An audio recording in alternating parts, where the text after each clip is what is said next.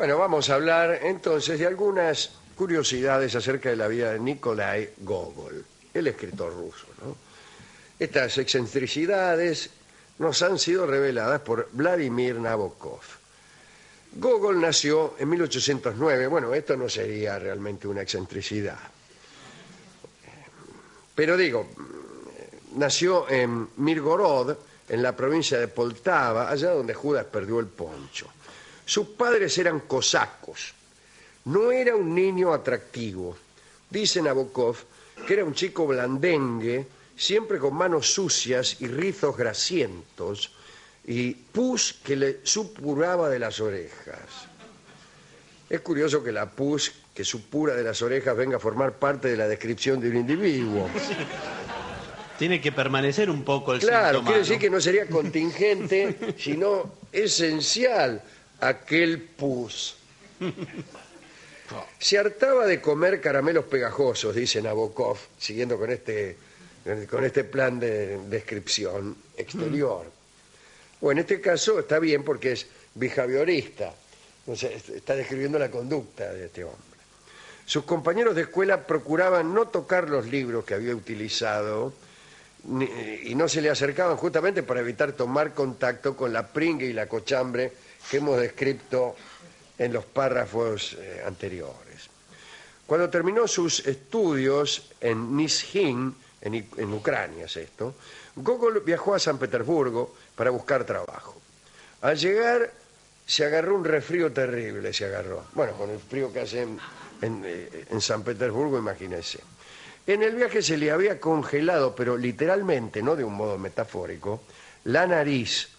Tuvo congelamiento en la nariz. Es que Gogol tenía una nariz muy larga, como si las narices largas se congelaran con mayor facilidad. Una de las bromas predilectas de Gogol consistía en cubrirse la nariz con el labio inferior. Bueno. Para lo cual hay que tener un labio inferior Sí, con la mordedura al revés, hay que ser prognato, o una nariz muy larga y baja. En cualquier caso, hay un cuento de Gogol llamado La nariz, que escribió mucho más tarde. Allí hay un funcionario que descubre que ha desaparecido su nariz. Y la nariz cobra vida independiente y anda paseándose en carruaje. Es un cuento estupendo de Gogol. Gogol admiraba muchísimo a Pushkin, aquel de la dama de pique, ¿no? El tipo es. Cuando llegó a San Petersburgo, lo primero que hizo fue ir a visitarlo. Le golpeó a la puerta, pero no tuvo suerte porque Pushkin se negó a recibirlo. Según el ayudante que lo atendió, el maestro estaba muy concentrado en ese instante. Gogol preguntó entusiasmado si estaba escribiendo alguna nueva obra, y se le respondió que no, que estaba jugando a la baraja y que jamás podía interrumpírselo en esas circunstancias, aunque sí cuando escribía. Gogol se retiró un poco desmoralizado. En San Petersburgo empezó a escribir. Lo primero que publicó fueron unos poemas que no le gustaron a los críticos. Fue tal el escarnio que Gogol compró todos los ejemplares y los destruyó. También fue funcionario Gogol. Consiguió pertenecer a un círculo literario y allí conoció finalmente a Pushkin. Accedió a un puesto de profesor de historia. En 1831 escribió su primer libro de historias ucranianas. Se llamó Noches en una hacienda de Dikanka. Y esta vez le fue bien. Y puede decirse que a los 22 años ya era famoso. Famoso y extraño, ¿no? Cuenta Nabokov que Gogol parecía estar desconectado de la realidad. A veces aparentaba ser tímido y retraído, y otras veces desmesuradamente engreído. Puede ser que heredara algo de la locura de su madre, que según dicen pasaba buena parte de su tiempo en un estado de sueño enfermizo. Y Gogol también era propenso a largos ataques de aburrimiento y estados de estupefacción y somnolencia, durante los cuales era incapaz de actuar. Se quedaba quieto en una especie de duermevela durante 3 o 4 días. La gente decía que era un haragán. ¿Vio cómo es la gente? Lo que sí era está mal. Era, eso sí, sería mucho mejor, un hipocondríaco notable. Siempre decía que estaba enfermo. Bueno, eso es ser un hipocondríaco. En cuanto a la mamá de Gogol, que como hemos dicho estaba un poco loca, adoraba a su hijo y estaba convencida de que era el responsable de todos los avances de la tecnología y la ciencia, incluidos el telégrafo y el ferrocarril. Bueno. Gogol escribía de noche porque decía que durante el día había que ir al mercado a pagar impuestos. Bueno, tenía razón. ¿Qué es eso de andar escribiendo de día? Un loco únicamente.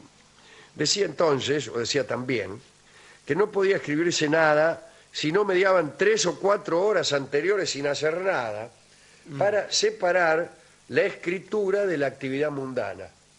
Está muy bien eso. Parece que, aunque estuviera muy inspirado, escribía solo un máximo de 10 páginas por cada jornada. ¿Y qué más? Es mucho. Es muchísimo. Bueno, Hay que ver de qué tamaño. el caso es que no se permitía escribir ni una más, ese es el asunto. Decía que ninguna supuesta inspiración que sobrepasara esa cantidad de páginas era fiable, y creo que tiene razón. Así que consideraba que una jornada estaba completa con 10 páginas. Después al día siguiente releía, y hacía muy bien, porque hay que desconfiar de las jornadas inspiradas. ¿Acaso lo que uno cree inspiración no es más que una especie de autocomplacencia, hija del vermú? Uno se toma 2 gancias Sí, sí. y empieza a escribir de cualquier manera y le parece que está bien. Si tiene 3 horas de vermú encima, sí. imagínese. En 1835 escribió Mirgorod y allí incluyó el retrato, el retrato no, es un relato, el relato llamado Taras Bulba, que todos ustedes conocen, porque primero lo amplió en 1842 y lo convirtió en una novela. Y después esa novela fue al cine Jules con un éxito que nunca se podrá entender. No. También en 1835 se trabajó en El inspector gubernamental. Ahí lo ayudó Pushkin. Es el inspector, ¿no? Ustedes conocen esa historia, maravillosa historia en la que los habitantes de una ciudad confunden a Danny Kaye, que es el que hizo la película, ¿no? El inspector general se llama la película. Confunden a un viajero con el inspector que estaban esperando. Viene un tipo cualquiera, que es un vendedor de elixir, un charlatán.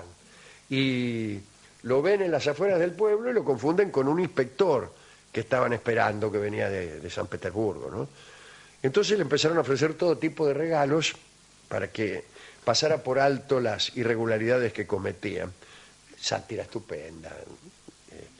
Y especialmente al régimen de autoridades y jerarquías de aquel tiempo en Rusia y de todos los tiempos en cualquier parte. Bueno, después murió Pushkin y Gogol quedó destrozado. Dijo que él también había muerto y entró en una somnolencia que le duró un mes. Pero salió de ese estado, viajó a Roma, allí vivió muchos años, empezó a escribir Almas muertas. Esto está bien también, es la historia de un señor llamado Pavel Chichikov, un estafador que iba de un lugar a otro comprando títulos de propiedad de los sirvientes que aparecían en los censos, pero que habían muerto hacía poquito. Trabajaba de ese modo, ¿no? Y esas eran las almas muertas. Esas eran las almas muertas, ¿no? Y bueno, con esas propiedades, Chichikov planeaba conseguir un crédito para una propiedad con almas vivas. Bueno, después escribió sobre todo, El Capote se llama, ¿no? Cuando publicó Almas muertas, él creía, o no creía, estaba seguro de que iba a ser la primera parte de una obra más extensa, y empezó a escribir la continuación, pero un día le agarró la bearaza y tiró lo que había escrito. Lo tiró, bueno, después nunca más, lo tiró al fuego. De Roma fue en peregrinación a Tierra Santa y regresó a Rusia en un estado de profunda melancolía, imagínense. Se entregó a la influencia de un sacerdote que lo convenció de que su obra era pecaminosa. Entonces destruyó en el fuego más obra de la que actualmente se conoce. Todo por ese maravilloso sacerdote, una contribución más de tantas. Gogol era un hombre casto, se creía insignificante y se condenó a admirar a las mujeres desde lejos. Quiso solucionar este problema en los últimos años de su vida y le propuso matrimonio a una joven condesa. Pero él creía que el matrimonio debía ser plenamente espiritual y le advirtió a la mujer en el mismo momento en que le proponía matrimonio que el sexo no intervendría. Bueno, fue rechazado y se deprimió todavía más. Y así, sin poder escribir y sin poder amar, digamos, se tumbó, es mejor, en una cama y se negó a hablar con nadie o que lo visitara nadie y dejó de comer, bueno, hasta que se murió, imagínense. Fue en 1852, tenía 43 años. Él tenía una extraña teoría acerca de las mujeres que me ha gustado siempre. Decía que los pensamientos eran la mujer. Escribió, ¿qué es la mujer? El lenguaje de los dioses es poesía, es pensamiento. Y no somos más que su encarnación en la realidad. Mientras esa idea pertenece o permanece en la mente del artista, mientras está creando, mientras no ha adquirido todavía forma corpórea, eso es mujer, esa idea. El pensamiento y la creación del artista es mujer decantada. La poesía vendría a ser mujer que ha pasado por un tamiz. Es una idea muy poética. A mí me gustaría haber tenido esa idea. Una idea lejanamente parecida, y yo creo que muy inferior, es la de Graves, que repetimos aquí muchas veces, cuando dice que la musa existe y que es la mujer que uno ama. ¿Cuál es la musa? ¿Cuál es la entidad existente o inexistente que produce un efecto en el artista, un efecto benefactor? La mujer que el artista ama. Es más evidente y por lo tanto me parece un efecto poético inferior. A Graves le hubiera gustado mucho más la de Gogol. Bueno, Nabokov dice algunas otras cosas de Gogol, pero la verdad es que Nabokov, que ha sido un escritor tan complejo, tiene unos libros de crítica literaria que no son tan buenos como sus novelas, porque él desconocía las formas actuales de la crítica literaria y de la enseñanza de las estructuras, ¿no? No hablo de semióticos ni nada por el estilo, pero... o sí hablo de eso. Lo que ocurre es que la crítica ha cambiado, ¿no? Y a uno, qué sé yo, existe Todorov primero. Entonces vos, Todorov y todos esos tipos, todos, de Saussure en adelante, incluso hacia atrás, ¿no? Pero que tienen mucho que decir acerca de la estructura de una obra artística. Y después de meterte en ese mundo, qué sé yo, lees los libros de Nabokov, que son deliciosos, pero te cuenta el argumento. Te dice, te intimida diciendo que eso es maravilloso. No está mal, está fenómeno. Pero es esa sola visión. Y yo creo que hoy en día es insuficiente, no es insuficiente, es inocente. Nos parece a nosotros un poco inocente. Esa falta incluso hasta de visión metafórica para efectuar la crítica. Oscar Wilde, en El Crítico como artista, decía que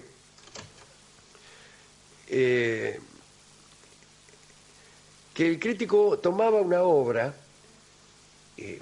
mediante una serie de técnicas hacía una crítica y que esa crítica era también otra obra artística. No es el caso de Nabokov, que era profesor. Yo no sé, creo que esto le debe haber jugado en contra, porque trabajaba con alumnos a los que tenía que contarles el argumento y tenía que despertar en ellos la gana de leer a los tipos que él glosaba. Y son deliciosos los libros para leer, pero suenan a lo que podemos decir aquí cuando nos dan un libro. ¿Qué vamos a decir? Sí, lo leíste, sí, me pareció bárbaro, che, qué lindo, hay una parte que me reí mucho, bla, bla, bla. Pero no decís, bueno, en realidad, ¿qué libro me prestaste? Moby Dick. Bueno, muy bien, lo leí, me pareció estupenda, porque en realidad la ballena blanca que está persiguiendo todo el tiempo este hombre no es otra cosa que el destino. Y Melville, bla, bla, bla, acerca del destino. Claro, hay una parte escritura que tiene, qué sé yo, que es una intención de logógrafo y la parte, acá hay una tensión en el primer capítulo y después la tensión aumenta y después viene una meseta. No te digo todas esas cosas. Digo, sí, me gustó Fenómeno y te puedo decir alguna cosa ingeniosa.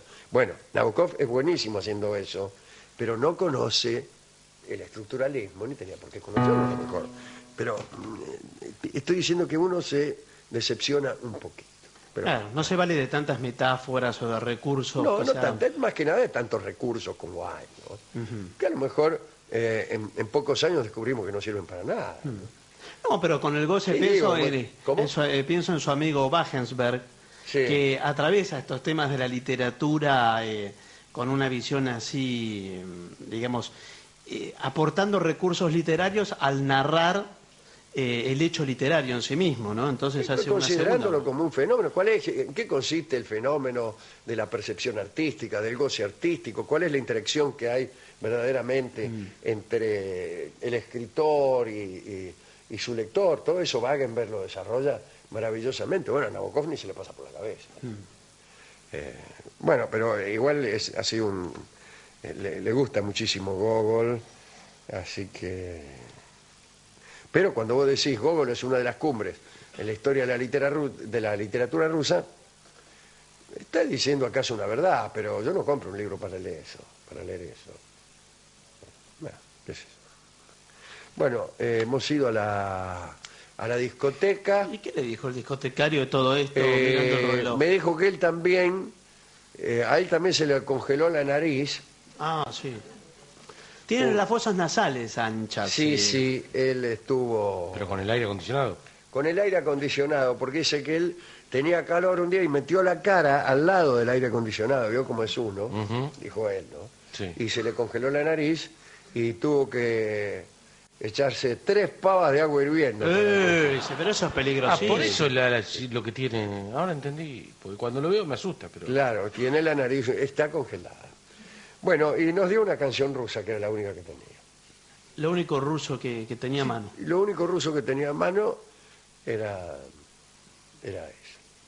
Y que es el himno al sol por Fritz Kreisler, que no es ruso, pero que es un amigo de este programa, pero sí es ruso el autor de Es de Rimsky-Korsakov. de esta obra, que es otro Nikolai Rimsky-Korsakov, ¿no? Íbamos a pasar una de Tchaikovsky, pero no la encontramos. Bueno, otro ruso, ¿viste? Pero entre rusos, entre bueyes no hay cornada. Así que... Bueno, ¿lo ponemos? Sí, vamos a escucharlo inmediatamente. Rápidamente, además, porque estamos reatrasados. Sí.